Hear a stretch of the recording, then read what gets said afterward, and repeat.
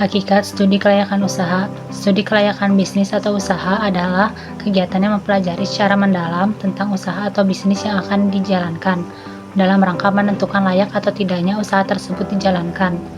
Pada umumnya, studi kelayakan bisnis akan menyangkut 3 aspek, yaitu yang pertama, manfaat ekonomis bagi usaha, sering pula disebut manfaat finansial.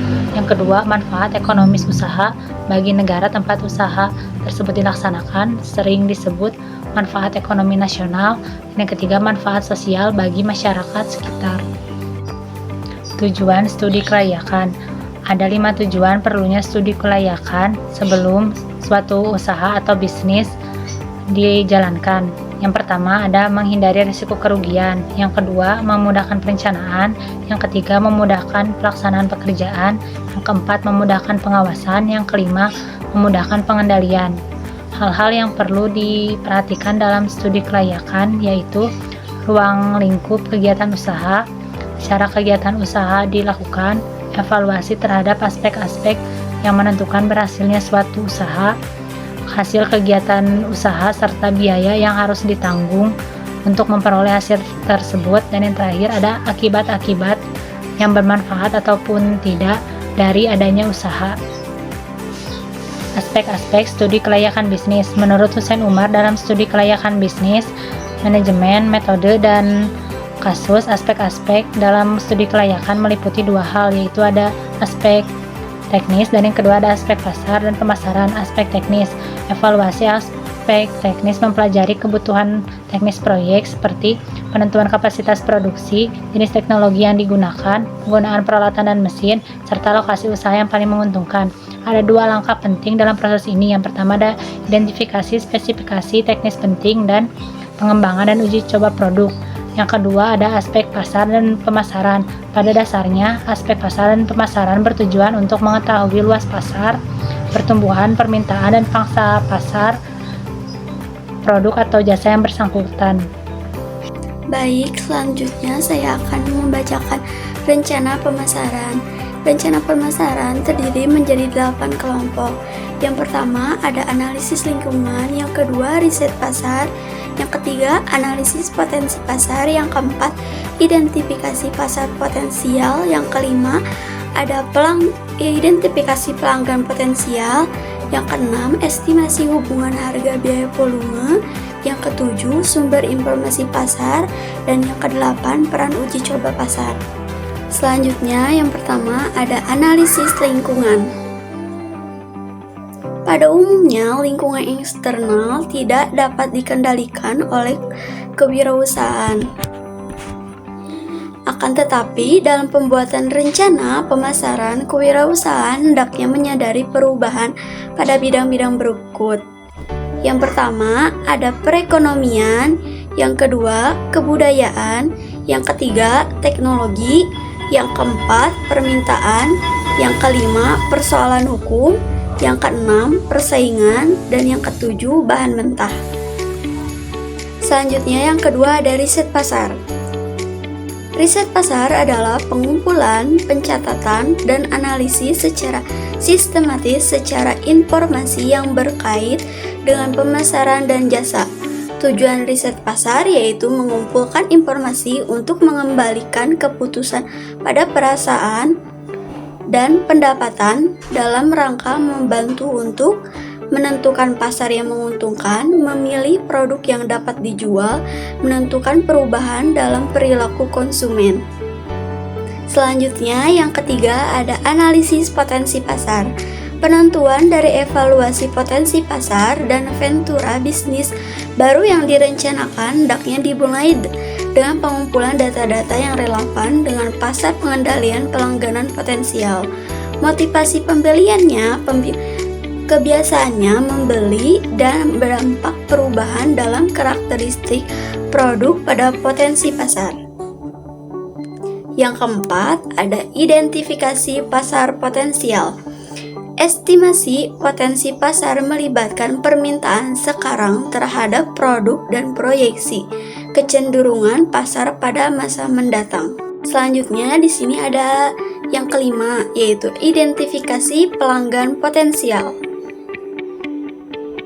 Identifikasi pelanggan potensial sangat mudah karena produk tersebut akan menunjukkan siapa yang akan menggunakan selanjutnya adalah mengklarifikasikan pelanggan ke dalam kategori hubungan masing-masing yang mempunyai karakteristik yang sama dan dapat diidentifikasi.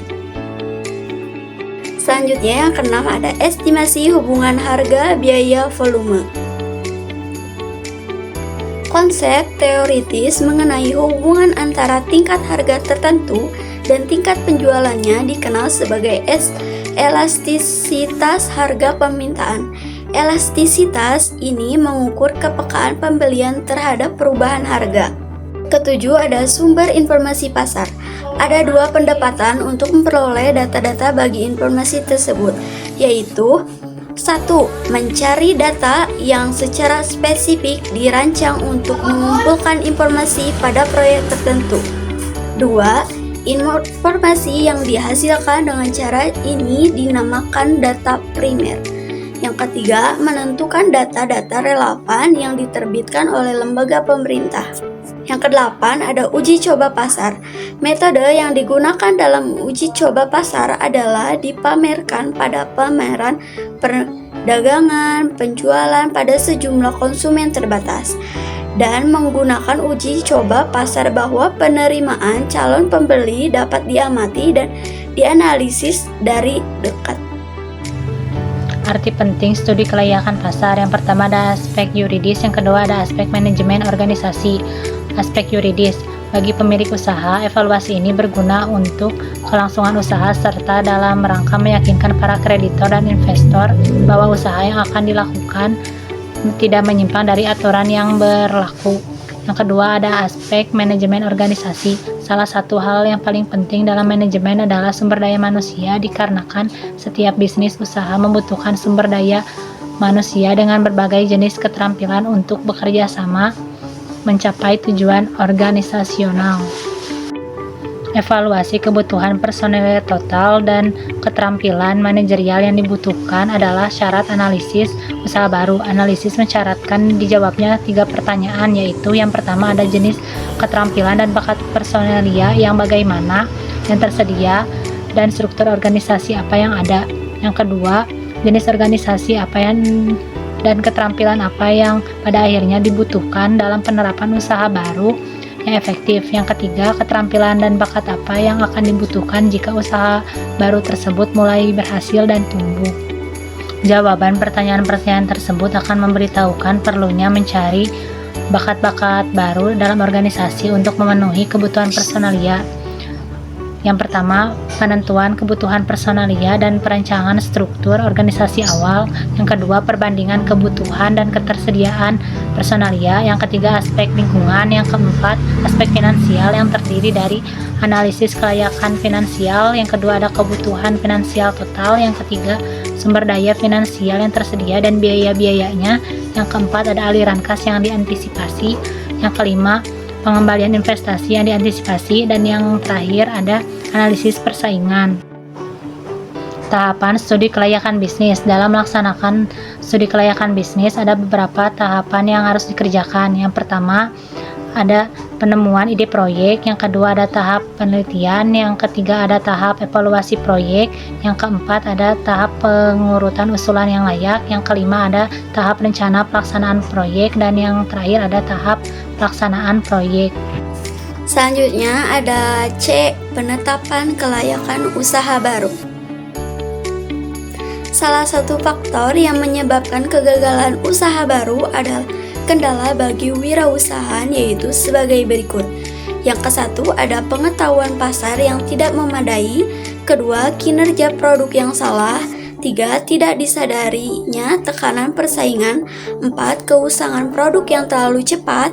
Kelima, waktu memulai usaha baru yang tidak tepat.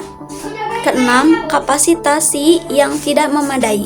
Selanjutnya di sini ada target sebagai pilar keberhasilan merencanakan usaha. Berikut ini beberapa kepentingan ataupun keutamaan dalam menentukan sebuah target. Yang pertama, ada motivasi kerja.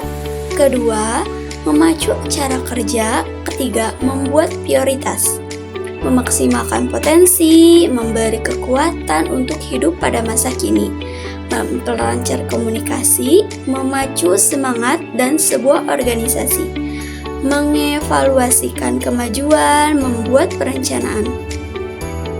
Yang keempat, ada perencanaan yang sangat berharga bagi keberhasilan. Ada 5 butir penting yang harus diperhatikan apabila ingin menjadi orang yang senantiasa mempunyai perencanaan. Yang pertama, buatlah tekad. Kedua, buatlah perencanaan untuk mencapai target. Ketiga, jujurlah pada hal-hal yang ingin dalam kehidupan. Yang keempat, tingkatkan keyakinan dan kemampuan pada diri sendiri. Yang kelima, bertekad untuk bekerja menurut rencana. Kelima, orang yang sukses menggunakan dan mengelola waktunya dengan baik. Yang pertama, berpacu dengan waktu, mencoba untuk memukul beban seorang diri, menentukan prioritas. Maka kesimpulannya, hal pertama yang harus dilakukan dalam memulai usaha baru adalah analisis atau studi kelayakan usaha. Kelayakan dapat diartikan sebagai usaha yang dijalankan akan memberikan keuntungan secara finansial dan non-finansial sesuai dengan tujuan yang diinginkan. Salah satu caranya adalah mengadakan penelitian secara komprehensif dan sistematis tentang variabel strategis yang menentukan kelayakan dan kemampuan memperoleh laba dari usaha baru dalam jangka panjang.